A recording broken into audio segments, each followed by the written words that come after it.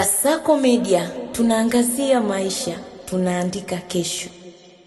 Habari zenu waheshimiwa waandishi, tumshukuru Mwenyezi Mungu kutujalia kufika hapa tukiwa tuna afya.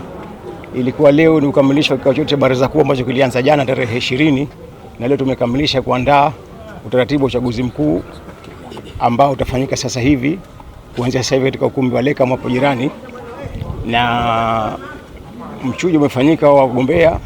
Majina matatu kwa nafasi ya mwenyekiti yanapelekwa, na majina matatu kwa nafasi ya makamu wa Zanzibar yanapelekwa kupigwa kura, na majina matatu kwa nafasi ya mwenyekiti bara yanapelekwa kupigwa kura.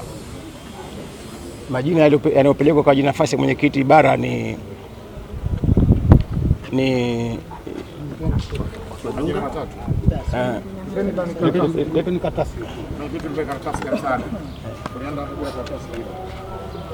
Milambo Kamil ambaye amefuata kura za kuongoza, Mheshimiwa Siwale na Mheshimiwa Dunga ambao hao kura zao zilikuwa zinaongoza. Kwa hiyo majina matatu yatakwenda mkutano mkuu.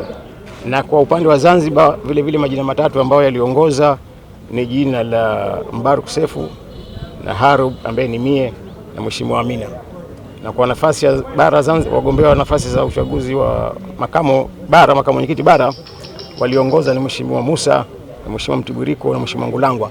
Kwa hiyo majina yao haya yatakwenda mkutano mkuu kupigwa kura kupata nafasi moja katika nafasi hizo tatu: mwenyekiti, makamu mwenyekiti Zanzibar na makamu mwenyekiti bara.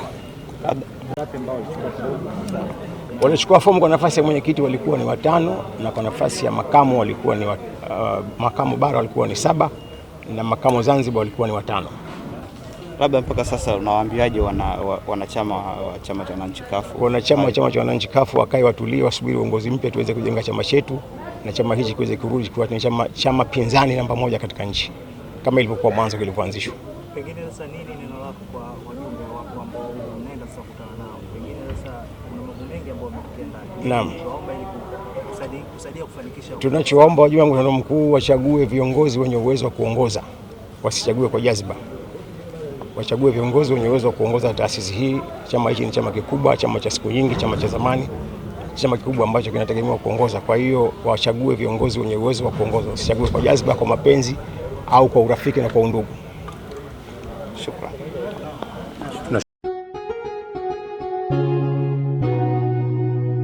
Kasako Media, tunaangazia maisha, tunaandika kesho.